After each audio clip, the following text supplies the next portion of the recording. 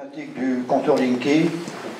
Cette présentation, elle va durer environ une demi-heure, maximum 3/4 d'heure, et on s'arrête.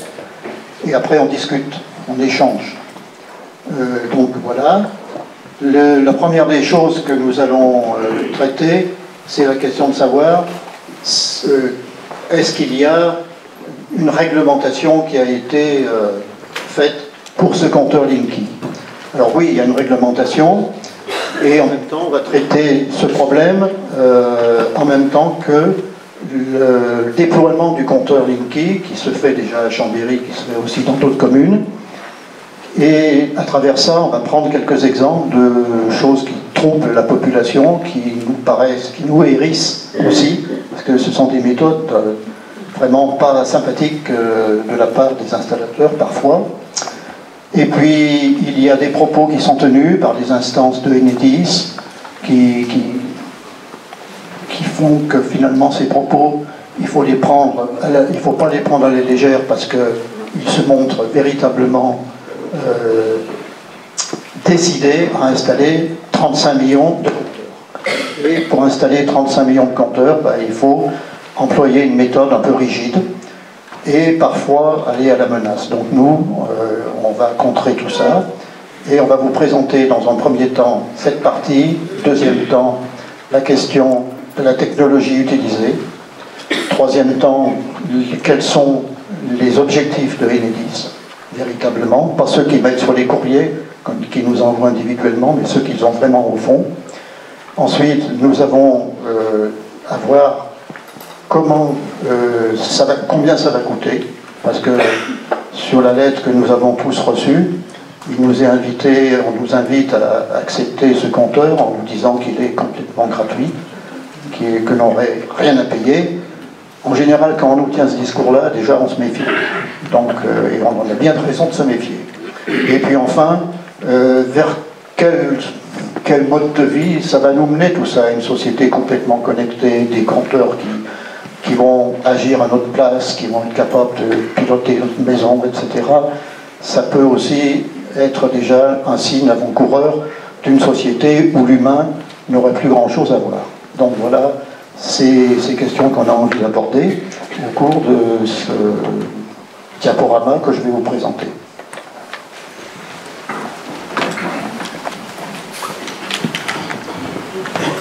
Alors, réglementation et déploiement du Linky, c'est effectivement une réglementation européenne à l'origine. Il y a une directive européenne qui a été lancée en 2009. Donc en 2009, juillet 2009, il y a eu une directive qui a été adoptée par le Parlement et la Commission d'Europe, de telle sorte qu'il y ait une incitation auprès des pays de la communauté européenne pour installer des objets communicants, que nous on appelle officiellement des compteurs, qui sont des objets effectivement qui peuvent devenir communicants. De manière à faciliter les relations entre les pays, permettre aussi la circulation de l'énergie à travers les lignes internationales, et puis il revenait à chaque pays d'adopter cette résolution, de la transférer en somme en loi française. C'est ce que vous voyez ici, la recommandation issue de la directive de 2009. Et donc les États membres veillent à mettre à la disposition de la population des systèmes intelligents qui favorisent la participation active des consommateurs au marché de la fourniture d'électricité. Ça, c'est une formule extraordinaire. On veut nous faire participer, mais pour participer, en général, il faut être convaincu. Et quand on utilise des méthodes pareilles, on ne risque pas tellement de pouvoir participer comme ils l'entendent. Donc cette directive est transposée dans la loi de transition énergétique. Ça veut dire qu'on a adopté ici une dimension de la transition énergétique qu'on a intégrée à cet outil. Franchement, on va voir tout à l'heure que ce n'est pas forcément cet outil qui assure la transition. Ensuite, bon, il y a un article là, du Code de l'énergie qui prévoit qu'il y ait 80% au moins des dispositifs de comptage qui soient installés au 31 décembre 2020. On est en 2018, ça veut dire qu'ils considèrent que la plupart des foyers soient équipés de ce compteur. Alors nous avons ici un exemple de courrier qui a été adressé par donc, la Commission européenne à quelqu'un qui posait la question de savoir si le compteur était véritablement obligatoire. La réponse, nous l'avons surtout ici dans ce qui est en jaune, je vais le relire parce que vous ne voyez peut-être pas très bien. Il s'agit par exemple, alors ils nous disent, en ce qui concerne la portée de l'évaluation économique du déploiement des compteurs intelligents en France effectués par les autorités nationales, je vous prie de noter que les États membres ont toute latitude pour statuer sur ces questions. Donc, quand la France nous dit c'est obligatoire pour 35 millions de foyers, c'est pas l'Europe qui l'a dit, c'est l'interprétation française. C'est l'interprétation française. Il s'agit par exemple des scénarios envisageables, à savoir le caractère obligatoire ou facultatif du déploiement sur le territoire, le remplacement éventuel des compteurs existants ou la possibilité pour les consommateurs de ne pas adhérer au système ou de le faire plus tard.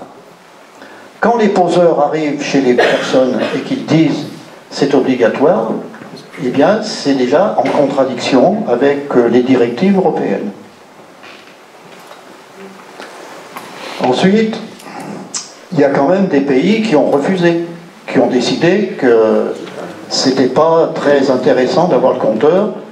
Alors par exemple, il y a l'Allemagne, la Lettonie, la Slovaquie, la Belgique, la Lituanie, le Portugal, la République tchèque, la Slovaquie. Ces pays ont refusé soit totalement, soit partiellement. Et en Allemagne, il y a une étude technico-économique qui a été faite en 2013 et qui a conclu que le scénario visant un objectif de 80% de compteurs en 2020 n'était pas équilibré. Donc ils ont décidé de ne déployer des compteurs communicants que chez les consommateurs pour lesquels cela se justifie particulièrement, donc notamment pour les gros producteurs ou consommateurs d'électricité. Ça veut dire que la plupart de la population n'a pas été gênée par ce compteur et que finalement, en Allemagne, on n'a pas attendu pour faire la transition énergétique. Au niveau de l'écologie, ils sont largement au-dessus de nous. Ils sont beaucoup plus en avance dans les quantités d'énergie renouvelable qu'en France. Et ils n'ont pas besoin d'obliger que ce compteur soit installé dans toutes les maisons. Alors, il est noté pour les emplois. Pourquoi je vous parle des emplois ici? Parce qu'on nous dit, mais le Linky va créer des emplois. Très bien. Seulement, il se trouve que ces emplois, ils sont comptés autour de 5000. C'est ce qui nous est donné comme chiffre. 5000 emplois qui ne sont pas des emplois permanents, c'est des emplois précaires, où on embauche des personnes qui sont tout juste formées un petit peu pour mettre les compteurs, et qu'il y aurait donc 5000 emplois au plus gros de la pause. Ce sont des compteurs, ce sont des emplois qui ne vont pas être pérennes. Et pendant ce temps, on a supprimé les emplois qui existaient, qui étaient ceux des releveurs à pied. Bon, voilà, déjà ça. Ensuite, il y a quand même une autre chose qui intervient, c'est que ces compteurs, ils sont fabriqués... ils ne sont pas forcément fabriqués en France. Donc la plupart sont fabriqués dans les pays étrangers, ou en tous les cas, tout ce qui concerne la carte électronique du compteur, c'est la partie qui coûte le plus cher. C'est celle qui a le plus de valeur ajoutée. Eh bien, la fabrication ne se fait pas en France, elle se fait à l'extérieur. Et bien sûr, il y a des assemblages qui sont faits en France, mais ça ne représente que 30% à peu près de la valeur du compteur. Alors, si pour la deuxième vague, tous les compteurs 13,8 millions sont assemblés en France, seul un constructeur prévoyait de localiser la fabrication des cartes en France, engagement d'ailleurs non tenu et non respecté, puisqu'une partie a été fabriquée en Hongrie. Ça, ce ne sont pas des sources que nous avons inventées, ce sont toutes des sources, c'est la Cour des comptes qui vient de rendre son rapport en février et qui nous parle qui nous tient ses propos. Alors ensuite, on nous dit c'est obligatoire. Eh bien ici, Bernard Laurens, qui est de Enedis, nous explique que si un client souhaite ne pas avoir de compteur Linky, et s'il nous oppose un refus, eh bien on n'ira pas outre la volonté du client. Il y a déjà dans la salle ici et dans la ville de Chambéry plein de gens qui ne voulaient pas le compteur et qui se retrouvent piégés, où le compteur a été installé malgré eux. Donc officiellement il faut le mettre. Ces messieurs nous disent que finalement c'est pas obligatoire, mais on donne l'ordre aux poseurs d'agir de manière radicale pour mettre en place ces compteurs. Donc la démocratie fonctionne très très bien. Donc si on poursuit, le client ne s'expose à rien, c'est-à-dire qu'il n'y aura pas d'écart de traitement, il n'y aura pas des coûts qui seront facturés au plus important, parce que l'on a Linky ou pas. Il n'y aura pas d'amende, pas de pénalité. Nous, on est dans l'ère de la modernisation du système électrique. RDF, donc maintenant Enedis, a cette mission qui lui est donnée par le législateur, par la nation. Nous, ce que l'on veut, c'est avec un Linky faire bénéficier les clients de toute la modernité employée par ces nouvelles technologies. À nous d'apprécier. C'était quand, ça que ce monsieur a parlé? Eh ben, ce monsieur, alors là, malheureusement, France Bleu, le 2 2016. Voilà pour la date exacte. Ça fait 1 an, voilà. 2 ans, pardon.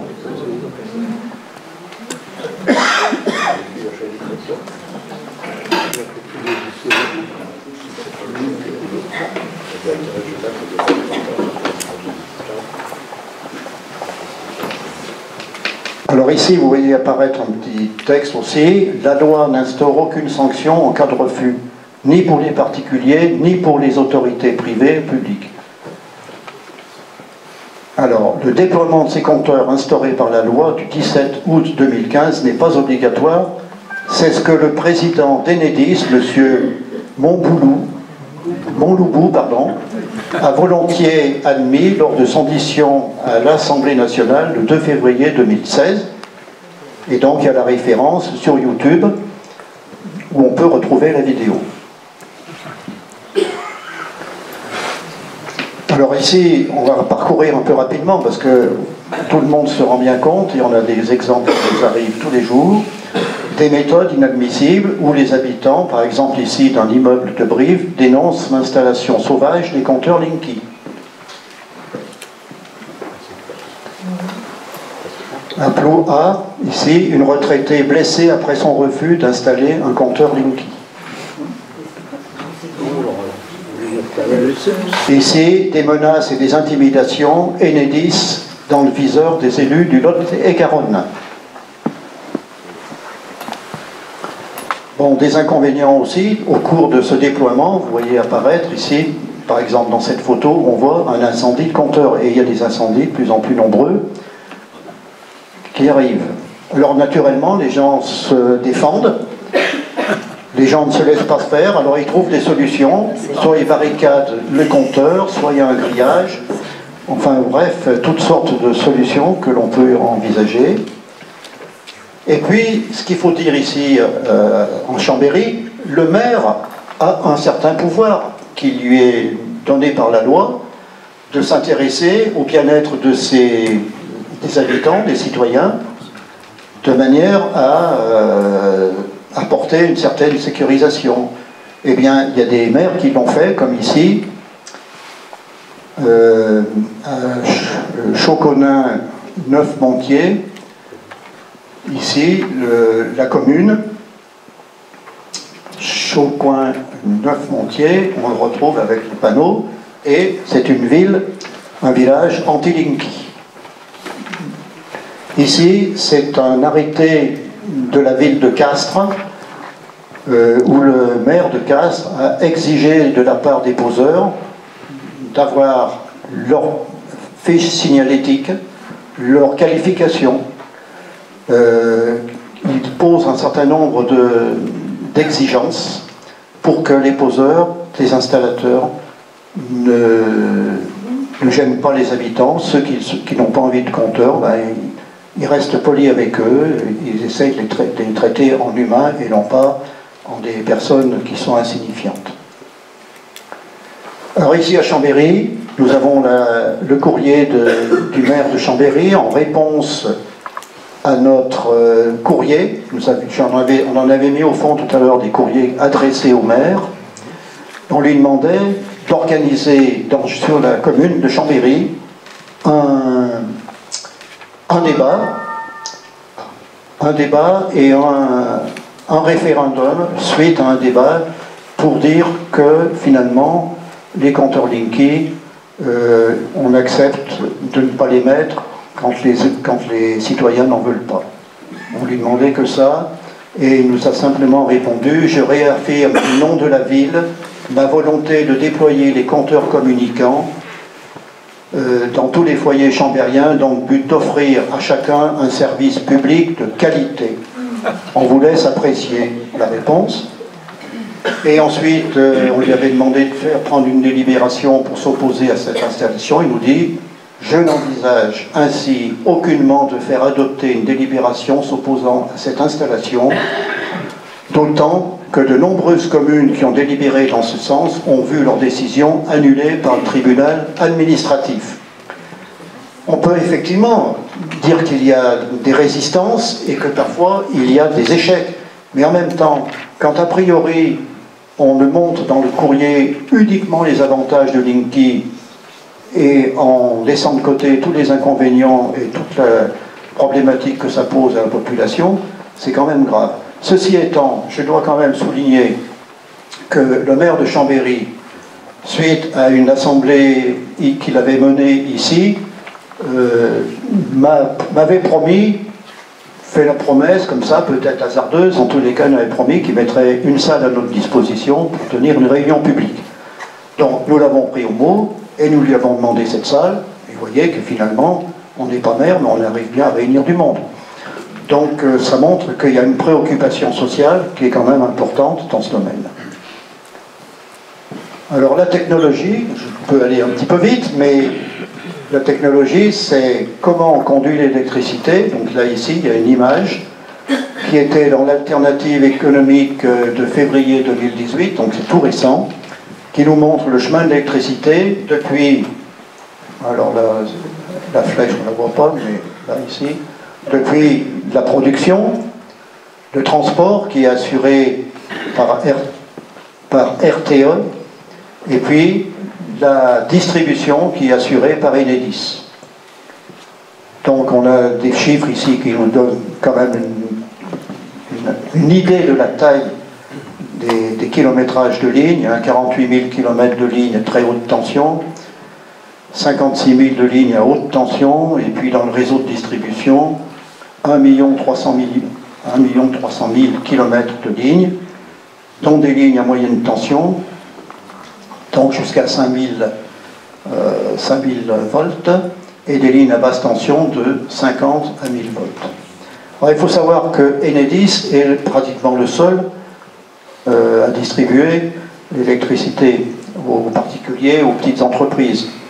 Mais il y a quand même 160 entreprises locales de distribution. Si Enedis fournit pour 95% d'électricité, il y a quand même une multitude de petites entreprises locales de distribution ou même de régie qui sont en service public. Alors voilà, comme ici. Alors ici, ça c'est la production totale d'électricité en France. 531 000 TWh pour l'année 2016. La consommation électrique a eu tendance à être stabilisé, voire diminué un peu ces dernières années. Alors, les entreprises locales de distribution, il y en a, elles font 5% de la distribution d'énergie électrique.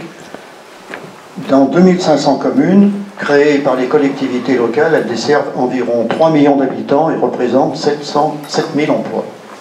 Et dans la région Rhône-Alpes, de très nombreuses régies d'électricité situées sur le territoire, et plus particulièrement Gaz et Électricité de Grenoble, ça a été annoncé, la régie de Seyssel, la régie de Saint-Marcelin, la régie de Hérault.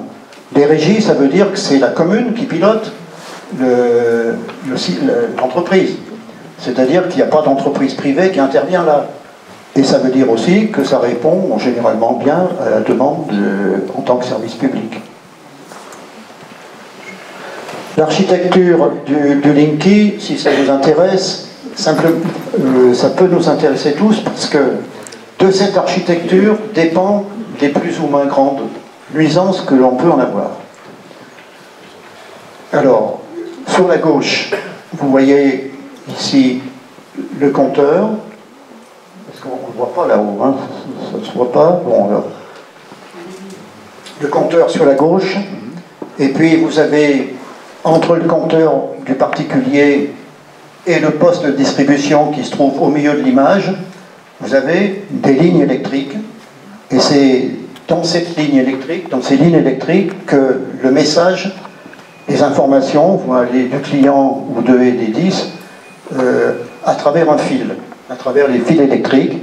C'est ce qu'on appelle le système par CPL, courant porteur local, c'est-à-dire que sur la tension de fréquence 50 Hz, on superpose une tension supplémentaire, une fréquence supplémentaire qui va permettre de transporter les messages et de recueillir des informations.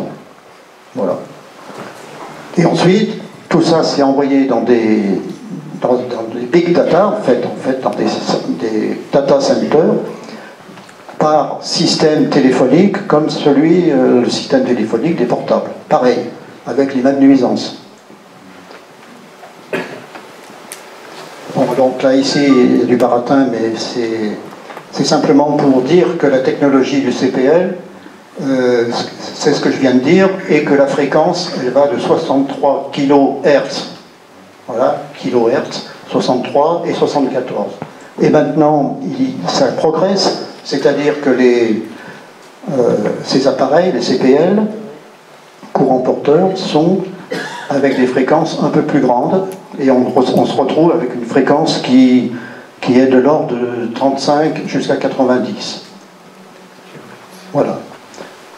Et c'est ça, ce sont ces fréquences-là qui peuvent occasionner des ennuis. Ici, ça c'est l'architecture d'une installation, on ne va pas rentrer dans le détail, mais c'est simplement pour dire aussi que dans ce schéma, on nous montre bien que les informations, elles circulent donc du poste privé jusqu'au concentrateur qu'on retrouve sur les trottoirs à Chambéry, et puis ensuite ils sont envoyés par les ondes. Alors c'est un système de téléphonie mobile, c'est la même chose, c'est le GSM ou maintenant le GPRS, General Packet Radio Service, c'est celui qu'on qualifie par exemple de 2G, 3G, 4G, etc. et qu'on a sur le téléphone portable.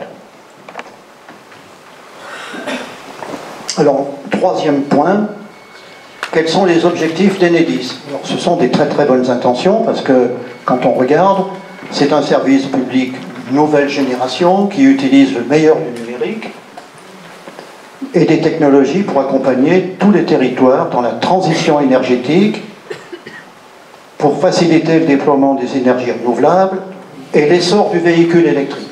Donc voilà, trois objectifs qui sont annoncés. Bon, on peut dire c'est bien, c'est pas bien, en tous les cas, voilà les objectifs que l'on nous propose. Mais il y a quand même d'autres objectifs derrière qui sont beaucoup plus sournois.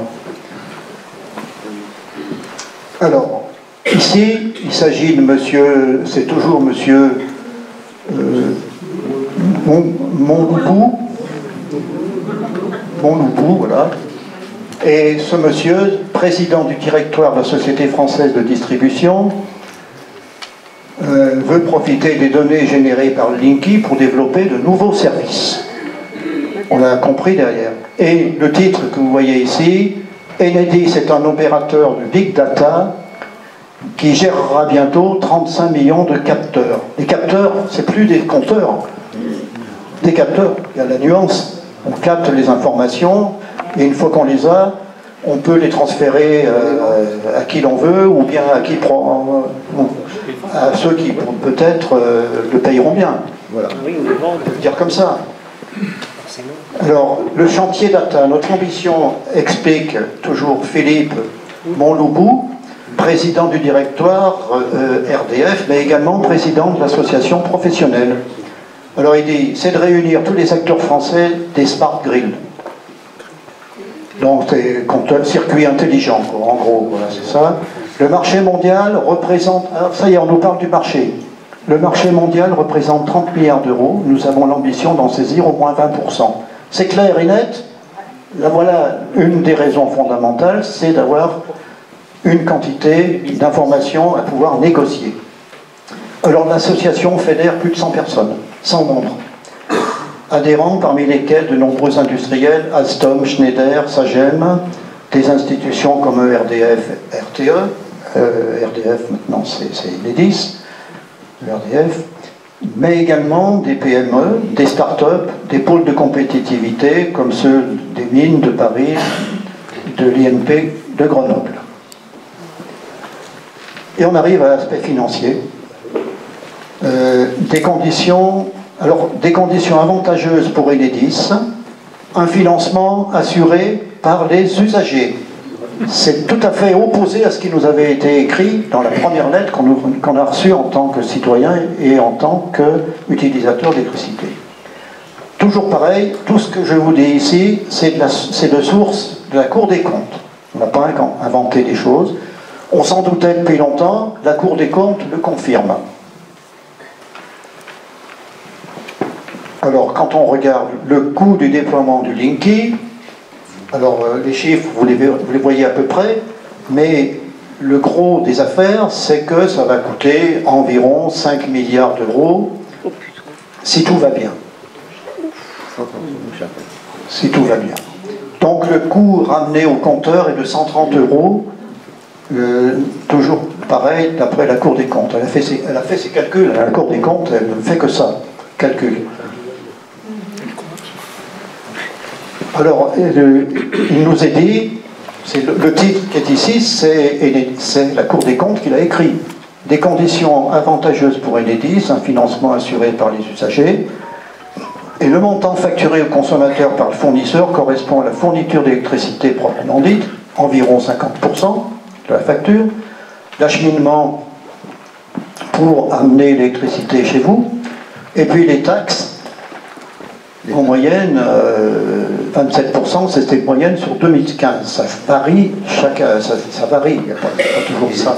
Mais la redevance d'acheminement pour le compteur, la distribution d'électricité, le comptage et sa consommation est déterminée par les tarifs d'utilisation des réseaux publics de transport et de distribution d'électricité. On appelle souvent ça le TURP, tarif d'utilisation des réseaux publics de transport et distribution d'électricité, qui couvre notamment 10% du chiffre d'affaires. Donc c'est nous qui payons. Et ça couvre le chiffre d'affaires. Alors ici, c'est alternative économique. C'est plus la Cour des comptes, mais c'est alternative économique qui tout dit. Enedis, la pompe à finance d'EDF. Alors, la filiale d'EDF, gestionnaire de la distribution d'électricité, jouit d'une situation de monopole très rentable qui profite directement à sa maison mère. Alors, ça c'est bien, mais il y a un petit schéma qui arrive derrière. Alors, ce graphique, il nous montre en bleu les bénéfices et en jaune le montant des dividendes versés au titre de l'exercice. Par exemple, Pour 2012, il y a eu 831 millions de bénéfices et il y en a eu 534 millions qui ont été reversés l'année suivante à EDF, la maison mère. Ça veut dire que Enedis, c'est un organisme qui utilise notre argent, il fait des investissements certes, mais après, il prend une partie de ses bénéfices, et comme dans toutes les sociétés privées, tant c'était pas privé, maintenant c'est devenu privé, en grande partie, eh bien, les bénéfices, au lieu de faire payer moins les utilisateurs, on les envoie en temps aux actionnaires.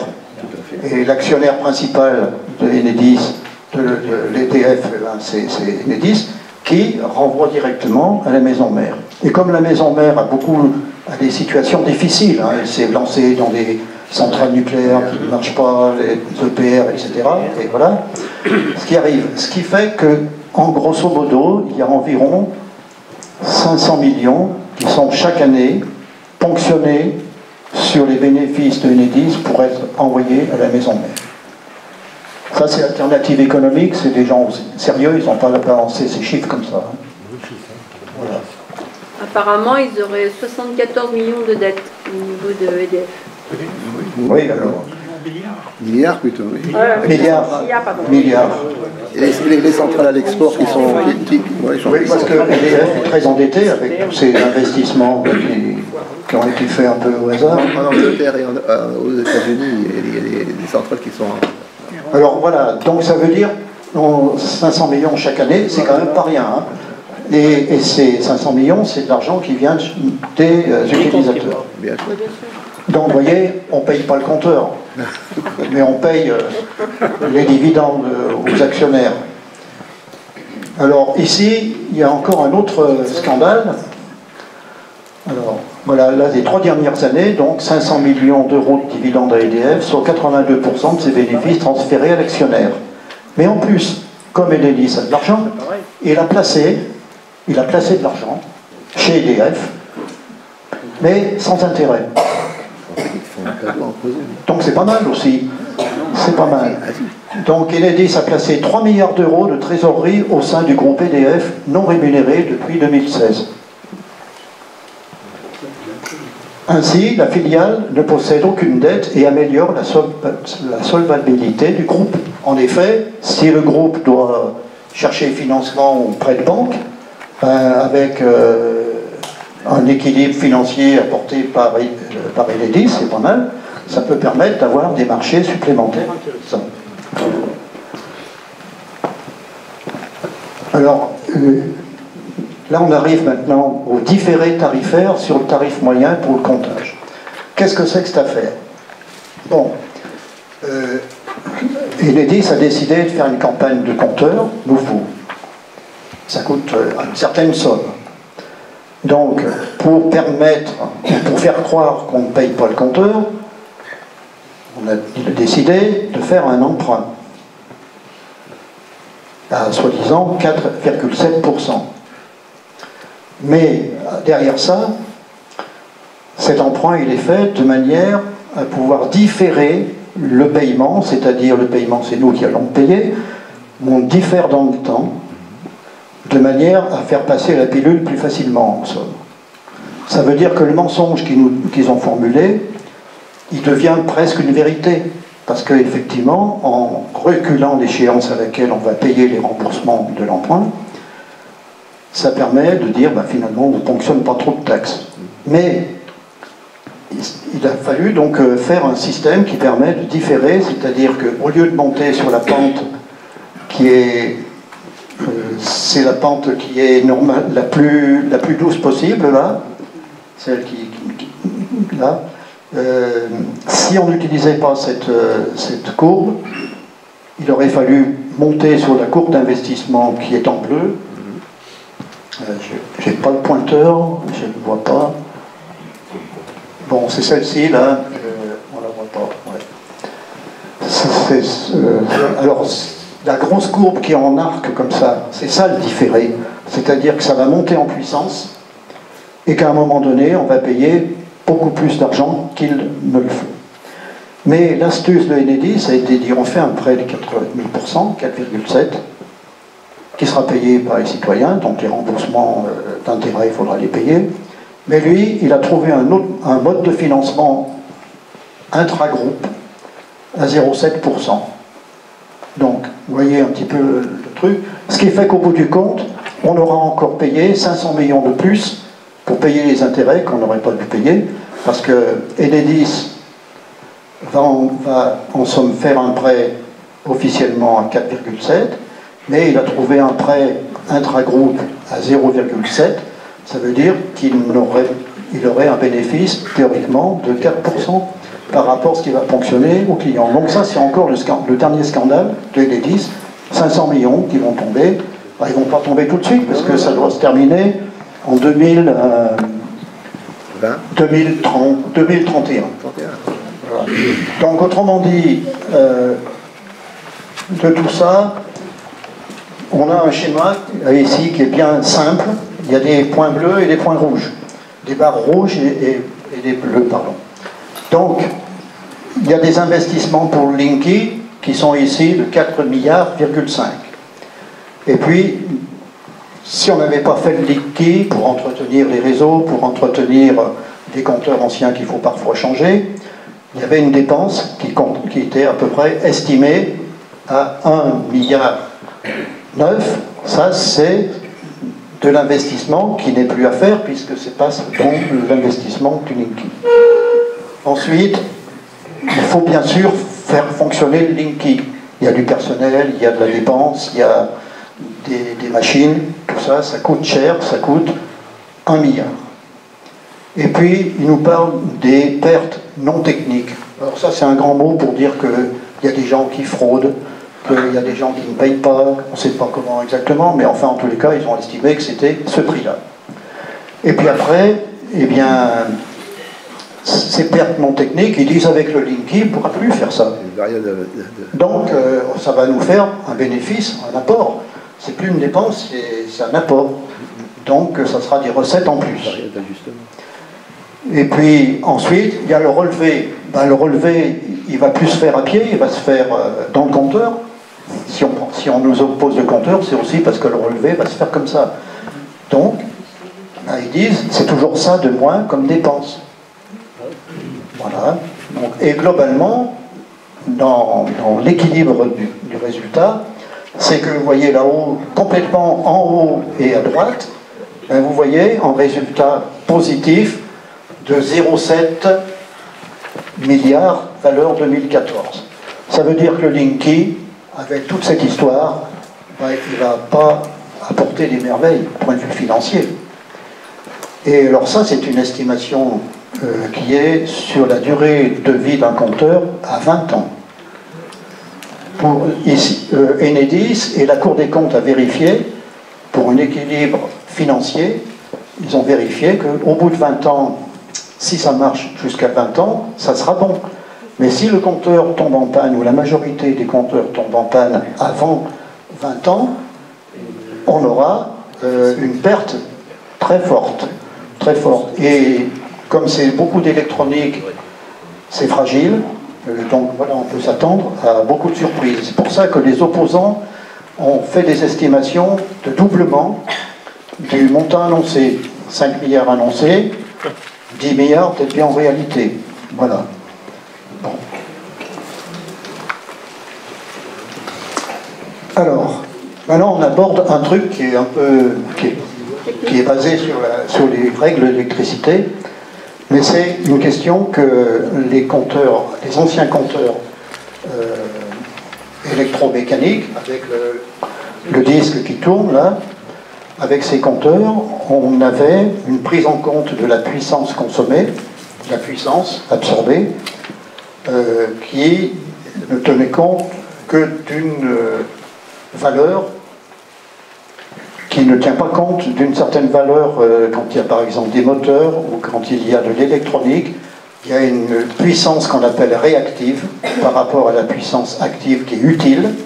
Et bien, il y a une puissance réactive. Ici, on sera amené à payer la puissance qu'on a utilisée dans nos appareils, qui nous ont apporté un service, et puis une puissance réactive qu'on ne payait pas avant et qu'on sera amené à payer. Et ça peut intervenir de l'ordre de 10 ou 20% en plus. Alors, voilà, ça c'est une chose qui va nous arriver avec ce compteur.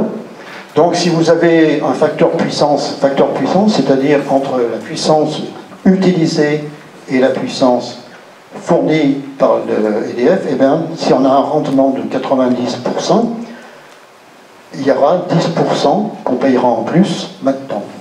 Et si c'est un rendement de 0,8, de 80%, on payera 20% en plus. Bon, voilà, c'est peut-être... on ne rentre pas dans les détails électriques, on sait simplement qu'avec ce compteur, on payera encore un peu plus. Et puis le compteur, il aura tendance à se bloquer. Il est électronique, il ne supportera pas une surcharge. Donc s'il ne supporte pas une surcharge, on nous conseillera, d'abord le compteur il va se bloquer, clac, il va sauter, puis après Enedis va nous dire je vous mets une petite, un petit peu au-dessus, un petit coup de plus, mais ça coûtera un peu plus cher comme abonnement. On en arrive aux effets sur la santé et l'environnement. Alors, on a marqué que le compteur nuit gravement à la santé et au bien-être, à notre bien-être. Parce qu'il y a des nuisances électromagnétiques qu'on a déjà vues tout à l'heure et qui,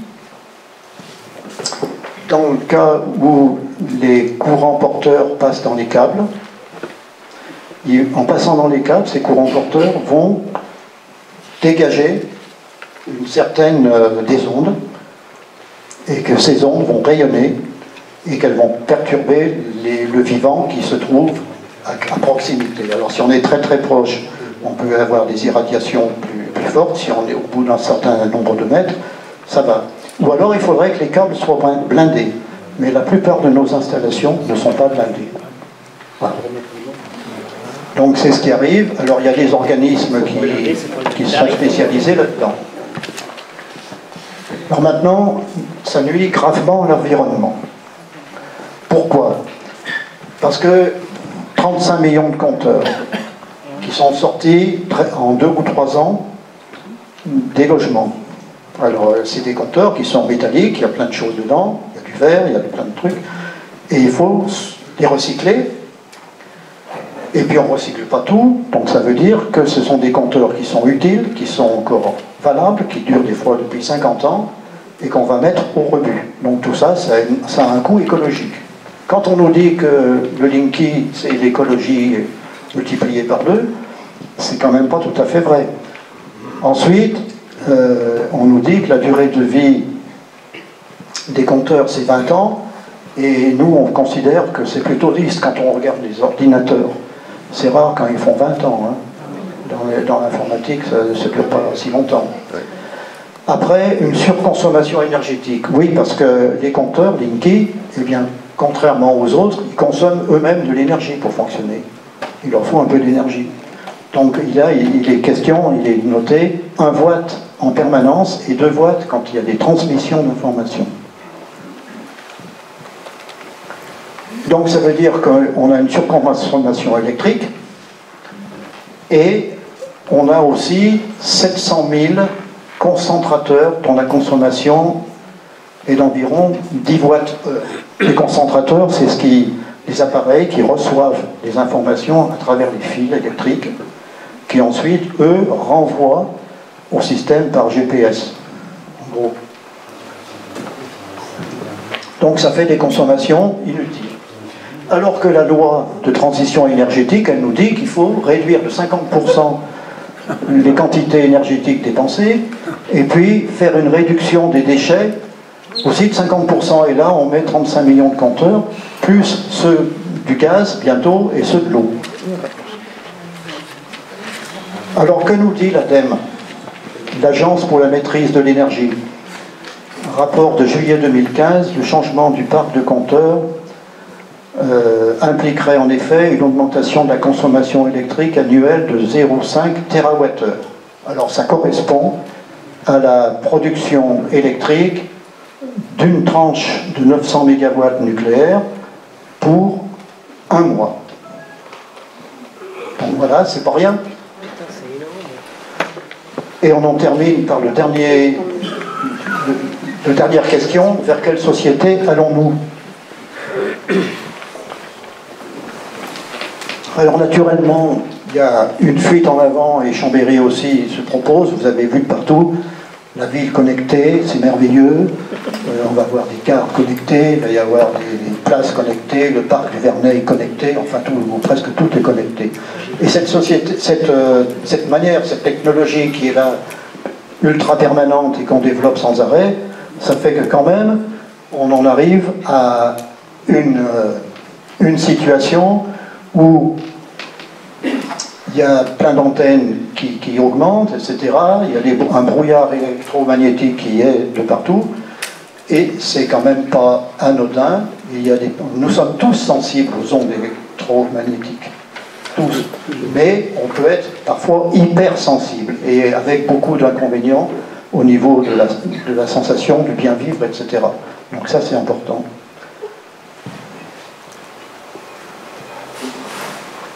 Alors, j'en arrive ici pour montrer qu'est-ce qui va se passer avec le Linky normalement. Ici, ce monsieur Bernard Lassus qu'on avait vu déjà tout à l'heure, il montre quelle est la consommation des différents appareils mise en évidence par le compteur. C'est-à-dire qu'ici, il nous montre ce qu'il fait, et puis à droite, on voit que c'est un four où on voit la quantité d'énergie ou de puissance qui est utilisée. Donc ça veut dire que le compteur, il peut savoir tout ce qui se passe dans votre maison. Et puis si vous n'avez pas envie, c'est quand même tant pis pour vous, ça se passera comme ça. Donc selon pièces et main d'œuvre, le big data sera alimenté massivement par Linky. Alors il nous dit, d'ici 2022, environ 35 millions de compteurs d'électricité intelligents verront automatiquement leur relevé toutes les 10 minutes à ERDF. Alors là-dessus, il y a une discussion. Enedis nous dit c'est pas toute la journée, c'est pas toutes les 10 minutes. 31 heures, on peut choisir. Voilà, on peut choisir. Ouais, entre 31 heures. Bon, et bien alors entre 31 heures. En tous les cas, si c'était toutes les 10 minutes, ça ferait 2000 milliards de relevés par an qui arriveraient.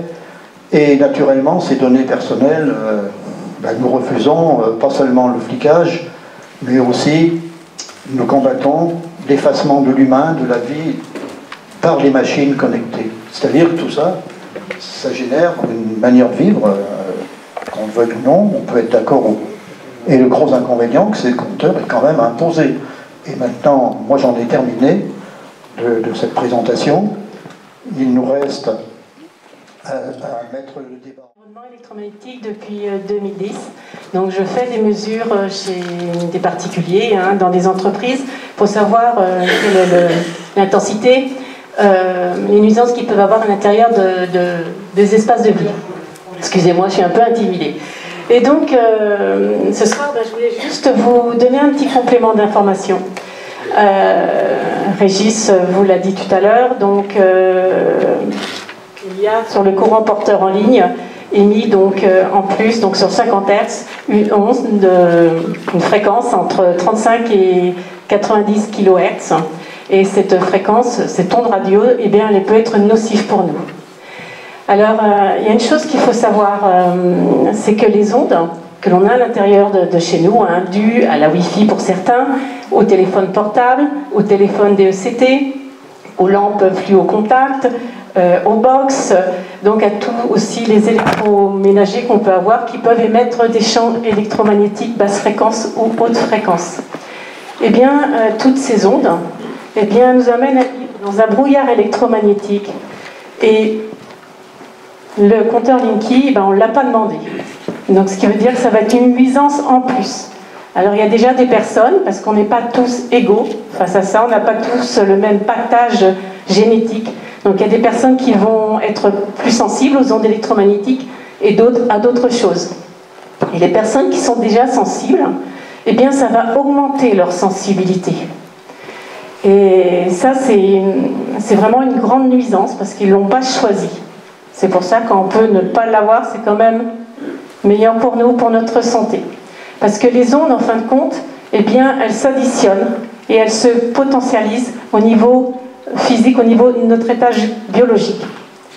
Et c'est reconnu, hein, puisque aujourd'hui, il y a une évaluation de la prévalence des personnes qui sont électrosensibles, qui reste très difficile à faire, mais les données scientifiques sur le pourcentage de personnes se déclarant hypersensibles dans la population en France, eh bien, les données les plus récentes, cet article publié entre 2008 et 2013 donne des résultats plus resserrés. Autour de 5% de la population serait hyper-électrosensible. L'OMS a pourtant, en 2011, classé les radiofréquences dans leur ensemble, c'est-à-dire ce qui est des types des émissions des téléphones portables, des antennes, donc du compteur Linky, du Wi-Fi, parmi les qui peuvent être cancérigènes, donc possibles cancérigènes, donc dans la catégorie 2B. Ça, c'était en mai 2011.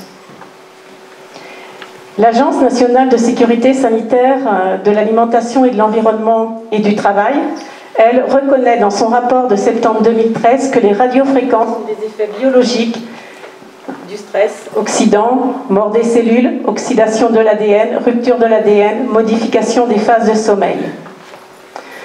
Alors, moi je suis très proche du professeur Bellepomme, qui est un chercheur, un cancérologue, qui depuis des années est proche des personnes électrosensibles, mais aussi des personnes qui sont sensibles aux produits chimiques. Il les reçoit tous les jeudis après-midi, donc il les aide à mieux vivre, ça depuis des années. Et il a écrit un livre, Comment naissent les maladies et que faire pour rester en bonne santé. Et dans ce livre, eh bien, il nous fait part qu'il y a 3 phases au niveau de l'hypersensibilité, et que pour arriver à l'irréversibilité, eh bien, on va avoir une première phase.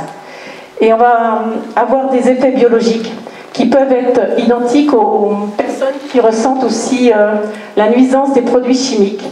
Alors on peut avoir une sensibilité cutanée, des fourmillements ou des picotements, des maux de tête, des acouphènes, des intolérances au bruit, des vertiges, des équilibres de la marche, un déficit brutal de la force musculaire, des troubles cognitifs, des troubles oculaires et auditifs, des démangeaisons au niveau de la partie du corps exposée, des douleurs dans les muscles et aux articulations, des symptômes végétatifs, des signes digestifs, des symptômes qui orientent vers une infection somatique, organique, et non vers une pathologie psychosomatique ou psychiatrique. C'est vrai que les personnes électrosensibles, quand elles arrivent dans la deuxième phase, eh bien, elles ont une triade de symptômes. Et là, c'est vrai que ça peut orienter les médecins vers une maladie psychiatrique ou psychologique, puisqu'ils vont avoir des insomnies, des fatigues extrêmes et une tendance dépressive.